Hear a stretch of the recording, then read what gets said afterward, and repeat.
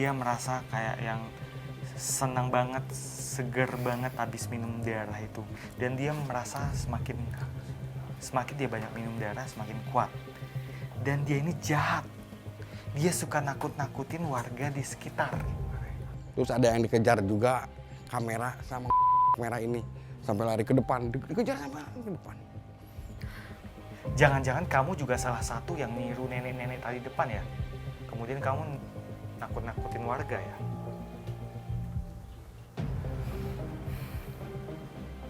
Iya. Pantesan. Dia yang niru wujud nenek-nenek tadi di depan.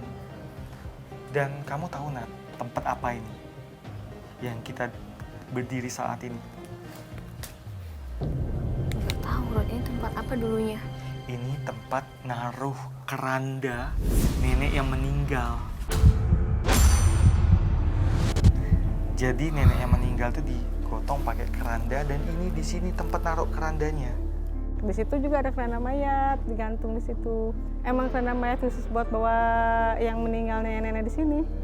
Kalau yang kan di atas kan kelihatan tuh, yang kontrak di atas ke bawah ini kelihatan. Jadi mereka pernah ngeliat jam 12 siapa nenek ngejemur.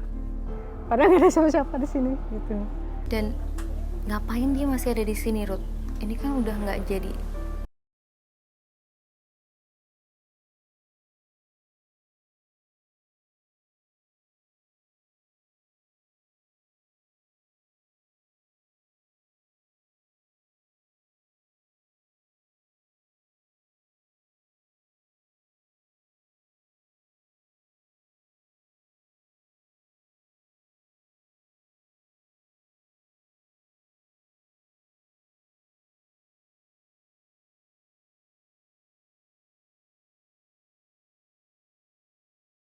Dia aja takut kan mau ke sini.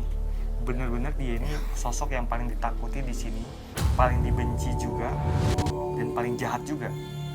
Ruth, dia kan suka ngegangguin masyarakat sekitar yang ada di sini. Kalau waktu nenek-nenek yang masih hidup tinggal di sini, dia juga suka ngegangguin nenek-nenek itu nggak. Dan biasanya dia ngapain?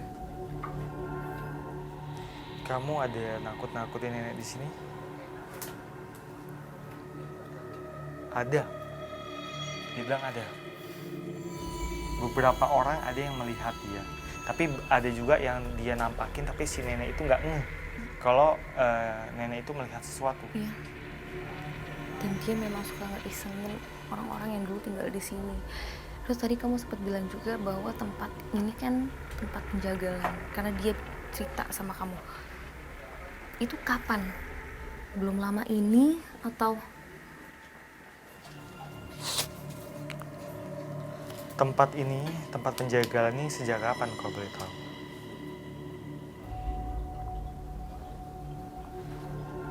Dia nggak tahu tahunnya. Yang jelas dia bilang dari zaman Belanda. Berarti umur kamu sudah tua. Sudah ratusan tahun. Sudah ratusan tahun berada di sini dan dia nggak mau pindah dari tempat ini. Kamu asalnya dari sini? Dia bilang asalnya itu dari kuburan tua. Sebelum dia tinggal di sini, dia dari sebuah kuburan tua. Dan dia makan mayat-mayat di dalam kuburan. Dekat sini juga Ruth, kuburan itu. Dia cuma nunjuk di sebelah sana. Dia cuma nunjuk di sana. Dia nggak terlalu paham nama tempatnya, nggak terlalu paham jarak. Jadi dia cuma nunjuk ke arah sana. Entah dekat, entah jauh, saya nggak tahu. Jadi dia nggak ngomong secara rinci. Akhirnya dia pindah ke sini, tapi ada hubungannya juga nggak, Rudy, dengan makhluk yang kata kamu kayak mirip ikan di sana? Kamu punya teman? Enggak, dia nggak punya teman. Berarti dia nggak ada hubungannya dengan yang tadi makhluk sungai itu. Jadi tempat ini memang terbengkalai itu karena ada lain hal, faktor internal. Yang jelas nggak ada hubungannya dengan makhluk halus. Tapi memang dia ini beberapa nenek itu yang tinggal di sini tuh ada yang sensitif. Dan nenek itu juga ada yang diganggu sama dia ini. Oke, Ruth. Jadi dia memang nggak ada hubungannya ya dengan terbengkalainya tempat ini. Dan kayaknya udah cukup penelusuran kita kali ini mengunjungi spot-spot yang ada di sini. Dan aku jadi tahu dan jadi mengerti yang namanya panti jompo pasti menyimpan banyak sekali cerita, mulai dari kesedihan, kerinduan, dan juga ada kebahagiaan ternyata di dalamnya.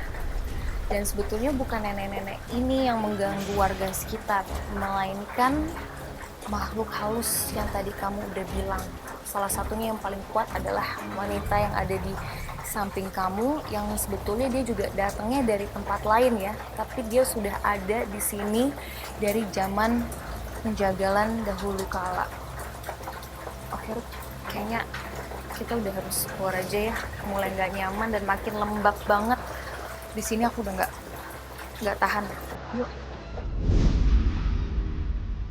Derasnya hujan menutup penelusuran kami malam ini, seolah ikut menambah ribuan kesan yang mendalam dan tertanam di tempat ini. Menunggu hujan reda, kami pun memilih area ruang bekas kantor di mana terdapat sebuah kursi roda usang sebagai tempat uji berani kali ini. Baik pemirsa, saat ini hujannya sudah berhenti dan kita juga sudah bersama dengan sahabat uji berani yang akan melakukan uji berani malam hari ini. Kamu namanya siapa? Reni Syaulia. Dipanggilnya? Reni. Reni. Baik, Reni, usianya berapa? 19 tahun. 19 tahun. Saat ini masih mahasiswi berarti ya? Mahasiswa. Baik, kamu pernah punya pengalaman mistis nggak yang bisa kamu ceritakan kepada kita? Ya pernah ngerasain aja tapi nggak pernah lihat. Oke. Motivasi kamu mengikuti uji berani kali ini apa? Untuk uji keberanian saya. Menguji keberanian.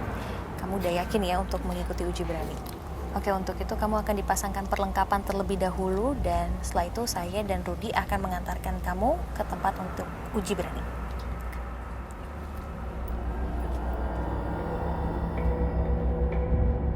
Depan lagi ya.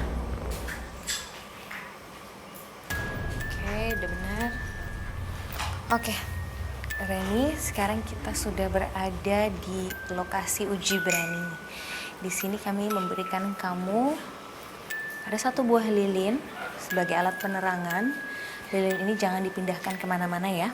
Dan ada korek juga di sana. Ketika lilinnya mati, kamu bisa langsung nyalain lagi lilinnya. Kita juga akan memberikan kamu lonceng. Ini bisa kamu pegang, Reni, loncengnya.